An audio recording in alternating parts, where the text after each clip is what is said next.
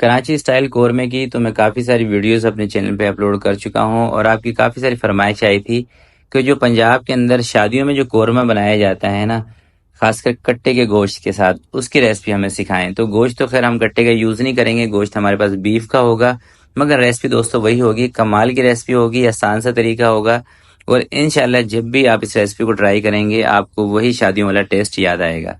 तो चलें इसको बनाने स्टार्ट करते हैं। मैंने रख ली है एक छोटी सी देग, इसके अंदर सबसे पहले मैं ले रहा हूँ 2 कप कुकिंग ऑयल के। वैसे तो घी में पंजाब में बनाई जाती हैं, मगर मैं तेल ले रहा हूँ, आप घी में बना सकते हैं। कुछ खड़े मसाले इसके अंदर शामिल कर दिए हैं। एक टमाटर का टुकड़ा आ गया है, इसको ज़रा बाहर निकाल लेते हैं क्योंकि इसका फ़िलहाल काम नहीं है, आगे चल के हमें ज़रूरत होगी। खड़े मसालों को 1 मिनट के लिए आपने तेल में फ्राई कर लेना है। और 3 किलो दोस्तों मेरे पास गोश्त है और ये है बोनलेस, इसमें हड्डी वाला गोश्त नहीं है। वैसे आप ऐसा भी कर सकते हैं कि आधा बोनलेस गोश्त ले लें, आधा हड्डी वाला ले लें, उससे भी रेसिपी बना सकते हैं। अगर टोटली बोनलेस का इस्तेमाल करेंगे तो कमाल का बनेगा।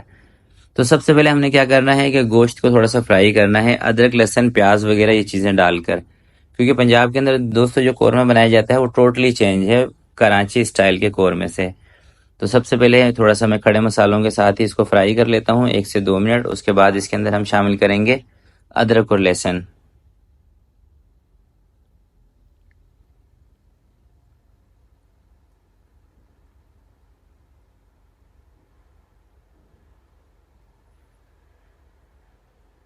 चलें दोस्तों, थोड़ा सा गोश्त फ्राई करने के बाद अब इसके अंदर 4 चम्मच आपने भर के अदरक और लहसुन का पेस्ट शामिल कर देना है और 3 चम्मच आपने इसके अंदर हरी मिर्चों का पेस्ट शामिल करना है। और हरी मिर्चें वो लेनी है हाइब्रिड हरी मिर्चें जो होती है ना, तीखी वाली तेज़ वाली।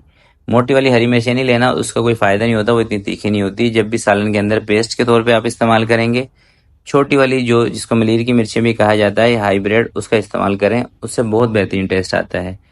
अब अदरक और लहसुन को भी थोड़ा सा फ्राई कर लेते हैं, उसके बाद इसमें प्याज शामिल करेंगे।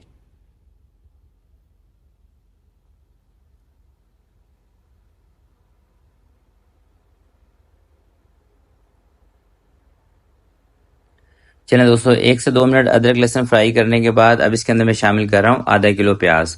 आधा किलो प्याज ली थी, छिलके के साथ कटिंग वगैरह करके इसके अंदर मैंने शामिल कर दी है। और प्याज इस रेसिपी के अंदर ना ब्राउन नहीं करनी होती, जब भी प्याज में बाद में डाल रहा हूँ। जो हम कराची के अंदर जो कौरमा देखते हैं उसके अंदर दोस्तों असल गेम होता है प्याज और दही का, 2 चीज़ों का। उस कौरमे के अंदर प्याज को ब्राउन किया जाता है, इसके अंदर थोड़ी सी कच्ची प्याज चाहिए होती है, इसलिए प्याज मैंने ऊपर से डाली है इसमें।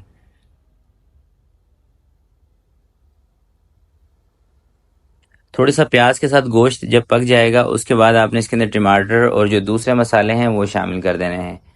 तो अब इसके अंदर मैं शामिल कर रहा हूँ 3 चम्मच चिली फ्लेक्स यानी कि कुटी हुई लाल मिर्चें।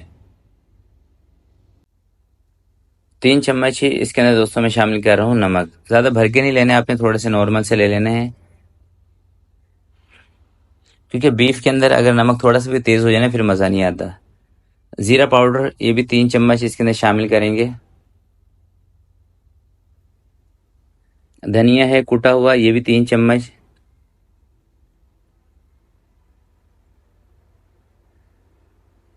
हल्दी पाउडर इसके अंदर शामिल करेंगे 1.5 चम्मच।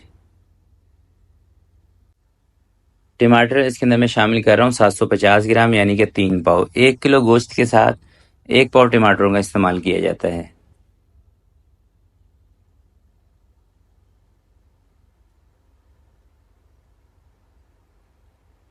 अब थोड़ा सा टमाटरों को नरम होने तक हमने इसकी यूँ समझ ले भुनाई करनी है। थोड़े से मसाले भुन जाएंगे, टमाटर नरम हो जाएगा।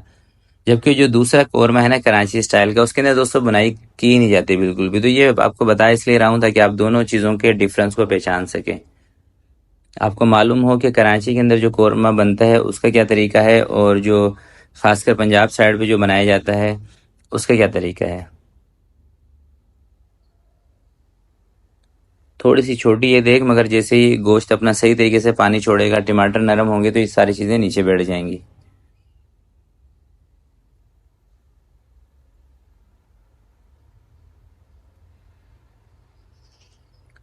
चलें दोस्तों, थोड़ी सी इसकी मैंने बुनाई कर ली है, 2 से 3 मिनट गोश्त ने टमाटर ने अपना पानी छोड़ दिया है। कवर लगाते हैं इसको और 1 घंटा सवा घंटा इसको पकाते हैं हल्की आंच पर। तकरीबन 70 मिनट तक दोस्तों मैंने इसको हल्की आंच पे पकाया था। पानी वगैरह कोई चीज़ इसके अंदर नहीं ऐड की, क्योंकि प्याज का पानी, टमाटर का पानी, गोश्त का पानी, इन्हीं पानी के साथ ये पक जाता है। अगर आप पानी डालेंगे तो उस पानी को खुश्क करते हुए आपको काफ़ी टाइम लग जाएगा, तो पानी आपने नहीं डालना। हाँ, अगर गोश्त आपका नहीं गल रहा उस सूरत में आप थोड़ा सा पानी डाल सकते हैं। तो सबसे पहले गोश्त को चेक कर लेना है, क्योंकि गोश्त गलेगा तभी तो मज़ा आएगा। अगर गोश्त ही नहीं गलेगा तो दोस्तों क्या मज़ा आएगा। ये देखें, गोश्त हमारा गल चुका है तकरीबन 90-95%। ये देखें। अब इसके अंदर शामिल करेंगे दही। दही मैं शामिल कर रहा हूँ इसमें 1.5 कप, जो कि तकरीबन 300 ग्राम बनेगी। और दही को आपने फेंट लेना है।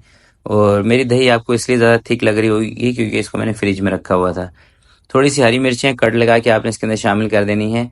और अब दही के साथ इसकी करनी है आपने भुनाई। दही का पानी खुश्क करेंगे, थोड़ा सा इस कौरमे के अंदर जो पानी है उसको आपने खुश्क कर लेना है। तेज़ आंच पे भून लें या मीडियम आंच पे, ये आपकी मर्जी है। 5-7 मिनट तक जब आप इसकी भुनाई करेंगे ना, तो जितना भी ऑयल है इसके अंदर सारा ऊपर आ जाएगा और एक बेहतरीन सा कौरमा बन जाएगा, ग्रेवी टाइप का। दानेदार ये नहीं बनता है, एक बेहतरीन सी इसके अंदर ग्रेवी होती है।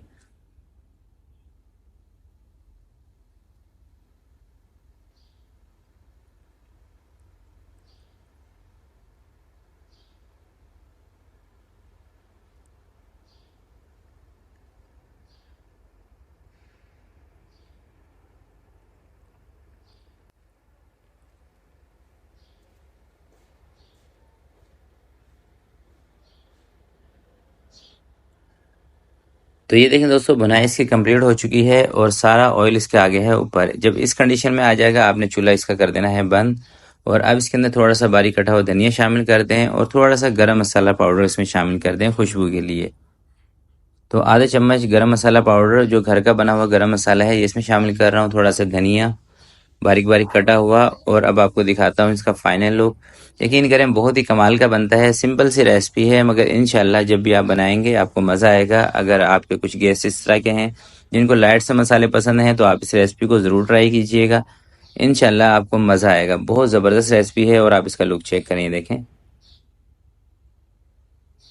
और बात करें इसकी सर्विंग की, तो दोस्तों ये तकरीबन 18 से 20 अफराद की सर्विंग है। 3 किलो गोश्त का अगर आप ये वाला कौरमा बनाते हैं तो 18 से 20 अफराद इसको आराम से खा सकेंगे। तो आज की वीडियो के लिए इतना ही। आपसे मिलते हैं किसी नेक्स्ट वीडियो में। तब तक के लिए अपना बहुत सारा ख्याल रखिएगा, अपने वालिदैन का ख्याल रखिएगा। अल्लाह हाफिज़।